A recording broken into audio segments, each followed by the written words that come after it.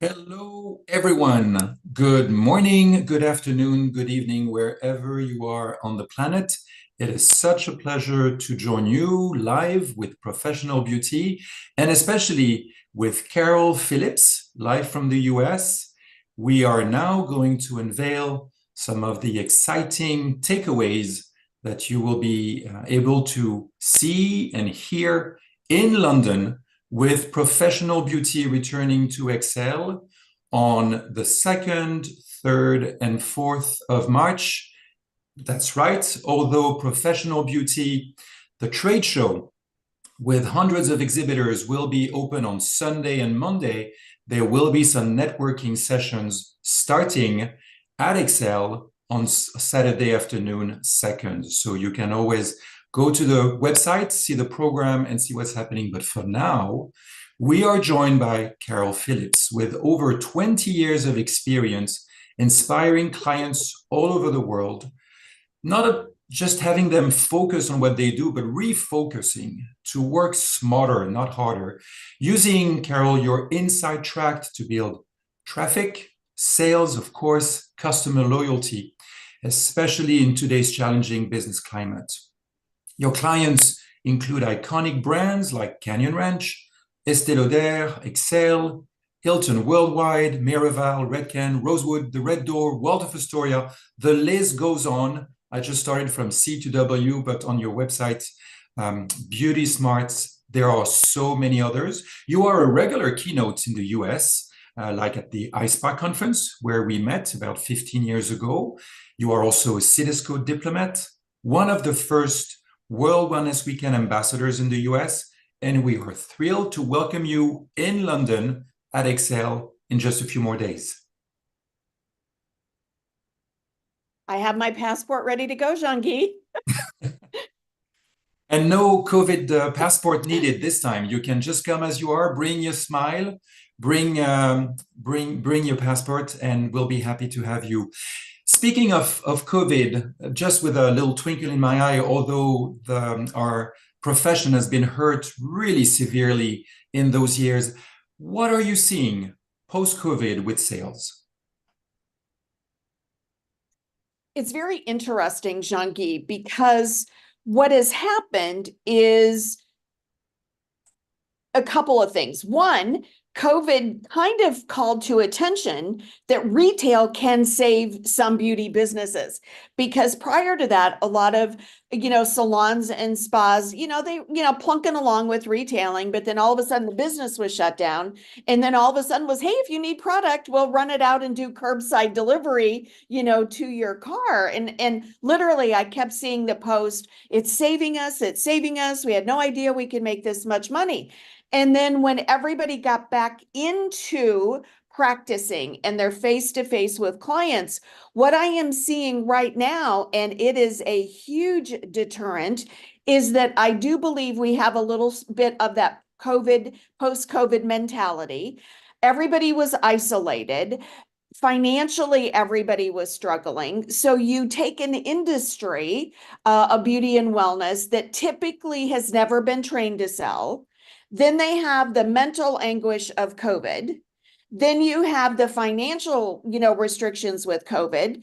And then you have the, I didn't talk to a lot of people, isolation. And then we throw them back into a treatment room, especially on the spa side, massage, aesthetics, etc. And what I am seeing today is that it is harder to sell than it has been in 15 years. Whoa. Based on the therapist. The number, it's not that the customers aren't shopping, it's that mentally, emotionally, and through education, we've really had to kind of get back in the groove. And here's why I know it's a global issue, is because, Jean-Guy, I'm getting calls from all over the world. Like literally, and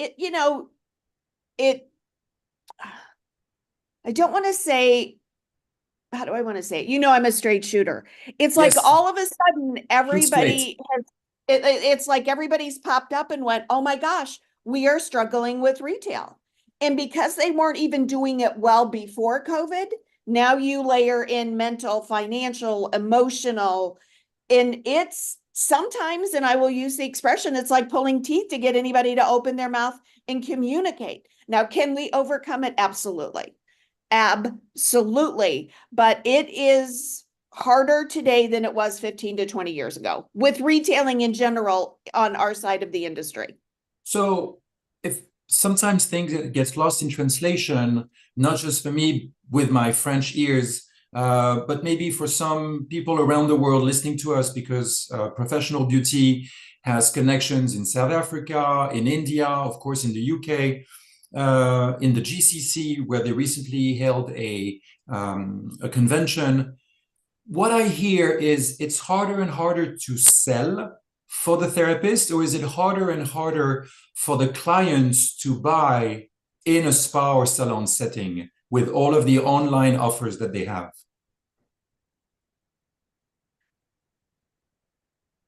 The therapist will say that it's because of online. And that's not the case. Yes, there is a tremendous amount of beauty product being sold online. But when you look at a traditional, especially in a luxury spa environment, that customer wants, shopper, customer, guest, client, whatever you wish to call them, is looking for expertise, and they will pay for expertise. So when you don't know how to do something, it's very easy to deflect and go, well, they're all shopping online. Well, they're not. And what we're seeing now, especially, and I'll just challenge all of our viewers to do this. If you go to Google today and type in skin irritations from beauty products, the number has escalated. I think when I checked it, actually, I was just doing a live in-person training for a med spa group, and we did it live in with the group, 50 beauty therapists and nurses, and it was over 14 million hits in less than 2 seconds. Oof. And so what we're seeing compared to 10 to 15 years ago, it might have been 200,000 searches. So the number of people having skin irritations, buying the wrong product, what's happening with my face, people trying to fix it, that number has escalated. So yes, Amazon, the big A is out there. Yes, some, beauty companies buy direct. But if I have a relationship with my hair, skin, nails, makeup, body therapist, and they're giving me a solution, firmer skin, the golf ball, great massage therapist has worked out my golf ball, right? If there's something that they can tell me to do to look and feel better, I am going to take their expertise. I will take their suggestion. I will follow their home care recommendations. But most therapists don't talk about it because they haven't been trained. I'm going to go back to it, is it the chicken or the egg or the cart and the horse? Yeah, as you say, it's the second thing that or the first thing that I wrote as you were speaking is you said, quote unquote, in our profession that has not been trained to sell. Are you hinting to the fact that, no names, some cosmetic brands, vendors, suppliers with hearts of gold and great research are more specialized in product knowledge rather than the art of selling, persuasion? So I look at it as a chain link, right? So we've got the links. And a business, I don't care what it is, can only be as strong as the weakest link. So if we go top down, if you go beauty brands, right? It is their job to teach product knowledge and protocols. Okay. Right? And some of them do it very, very well, and most of them are awful at it on the product knowledge side. Okay. And it's because it's like we're all doing the same thing the wrong way over and over and over.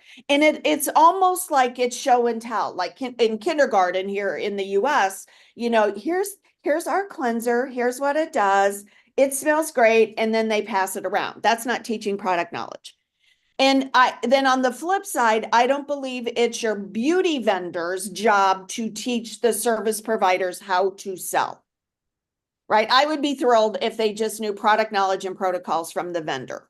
So Okay. that is a weak link, right? And then the school. So if I look at beauty vendors, their sales team, distributors, their sales team, spa management, everybody behind the chair, and then beauty schools. There are some schools that will teach selling and communication skills. But now what we're seeing is that with hours being shortened in the curriculum, so if it was 1,200 hours and now it's down to 1,000 hours, the fundamentals of how do you get out and be successful is not there. Now, there's a few schools that do very, very well in it again, but it's not the school's job to make them successful. It's the beauty school's job to make them safe to pass state board, Whoa. right? Okay. Right? Did you hear what I said? But Yes, then yes, you get yes. the middle is my owner, manager, spa director, salon owners, right? So they get students out that have 99% have not been trained in how to sell effective communications. Hopefully they've had some product knowledge, right?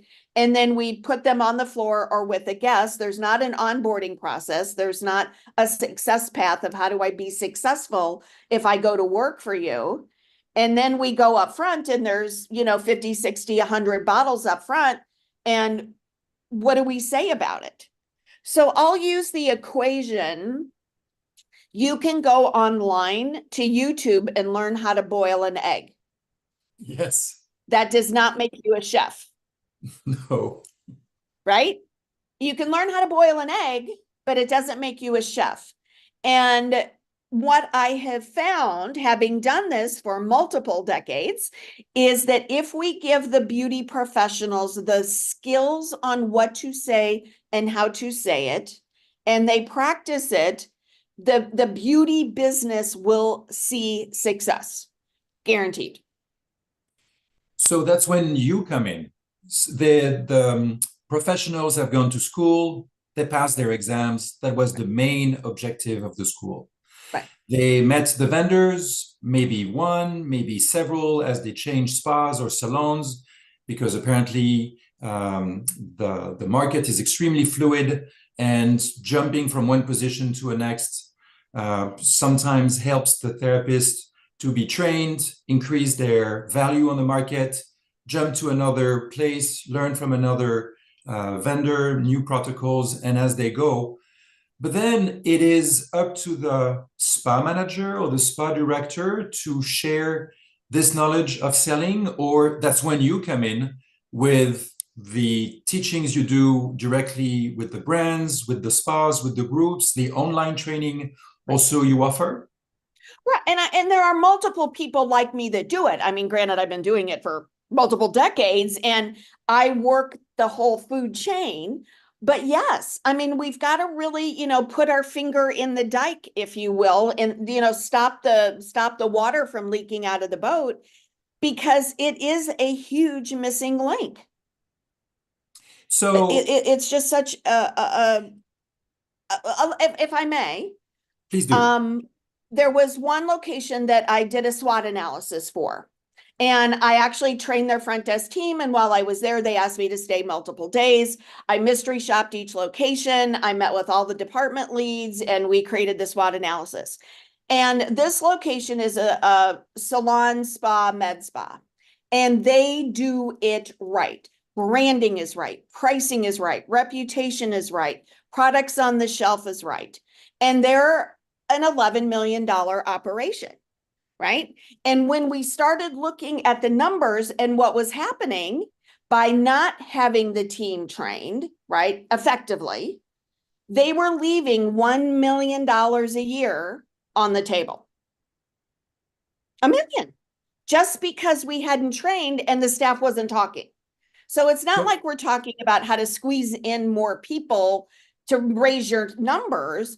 It was literally, if I had this guest and they got rid of my golf ball, what should they be doing at home? Like my bare bones retail to service ratio numbers. And it was $1 million a year that they could have had in additional revenue. And I see it every single place I go to. so you say a million, they already have a turnover of 11.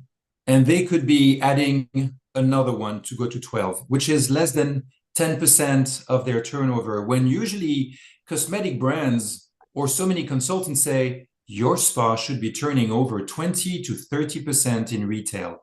What do you answer to this? And how many of your clients do No, no, you no. see jumping from 10% to 20 or sometimes 30? Okay, let me clarify with my example. Yep. Just looking, their retail numbers were kind of in the right retail ratios, but Okay. they weren't at my retail to service numbers where I felt they could be. And that was the $1 million swing. I see the So they retail to weren't at service that, ratio. yeah, they weren't at the 10%. I mean, some were, some weren't. So I don't want to say that, it was just, they could have made another $1 million. So even looking at a keystone of a 50% markup, that's a $500,000 in Very true. cash, just because there wasn't the selling skills. So now going back to what I see happen with retail ratios, especially in resort destination spas, right?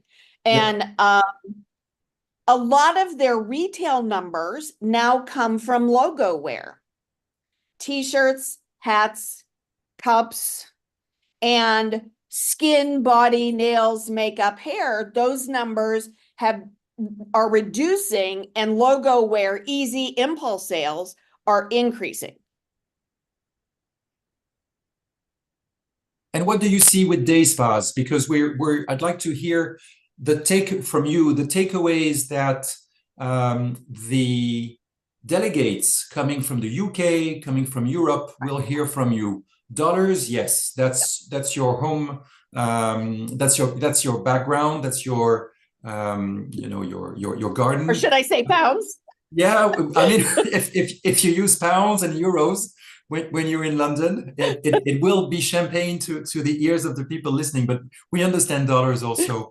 What would you say will be the 2 or 3 big takeaways for people to attend something that we've never done before, a whole afternoon dedicated to retail, the science of retail, the retail therapy that they need, the tips from the pros? Some people call you in the US Yep. the retail diva. What can they learn from you to take away to their teams with this session that will start at 3 p.m. on Monday, 3:15, and end at 5 with the closing remarks from Mark Maloney? So here's what I will say. If they are joining us in London for my segment as well as the other speakers, but I'm going to talk about my segment, I will promise you they will leave with very practical, usable, what to do tips and techniques on how to improve their retail sales. So we're going to look at why shoppers are buying, why they're not buying. We're going to look at how do we get over the resistance to selling.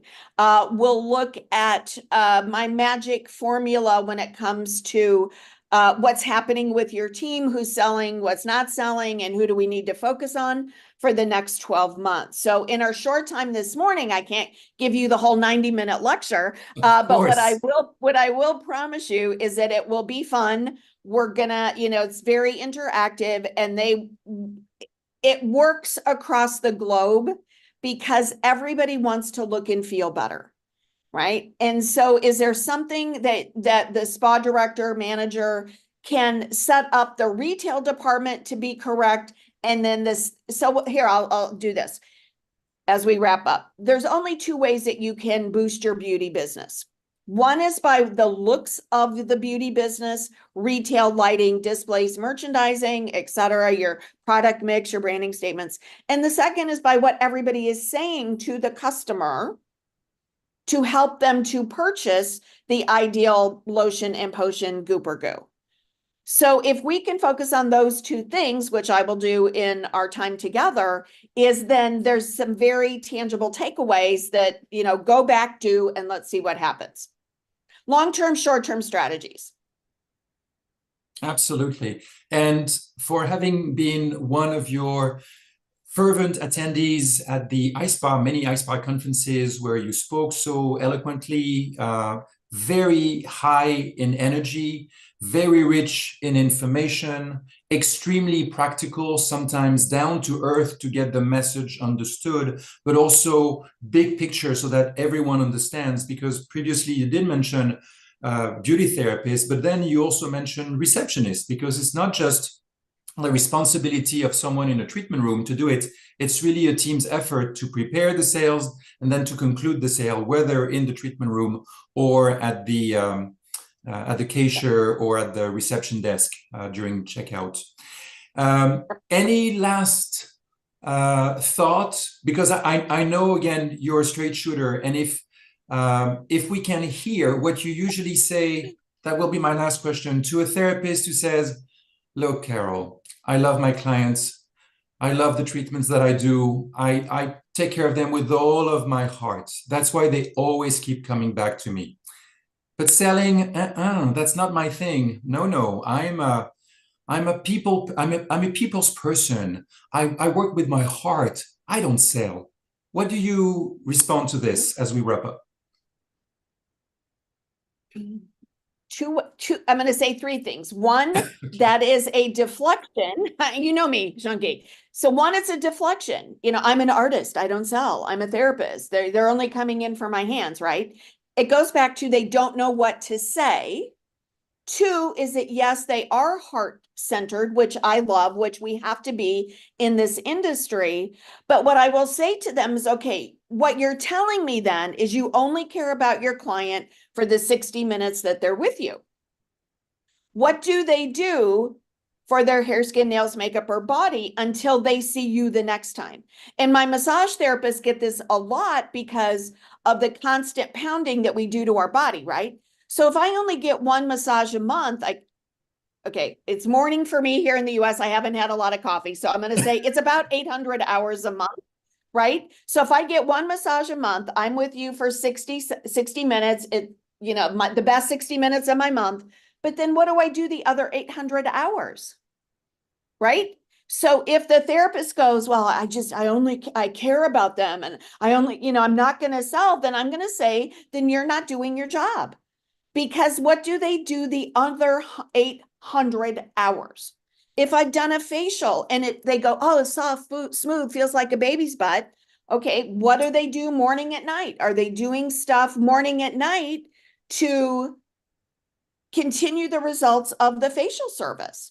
Right? If I'm doing injectables, my nurses the other day were like, oh my gosh, we never thought about it that way. But if I go in and I'm spending $1,500 on injectables, am I using the right skincare products to support that? If I'm doing a $300 hair color service, do they have the right products in their bathroom?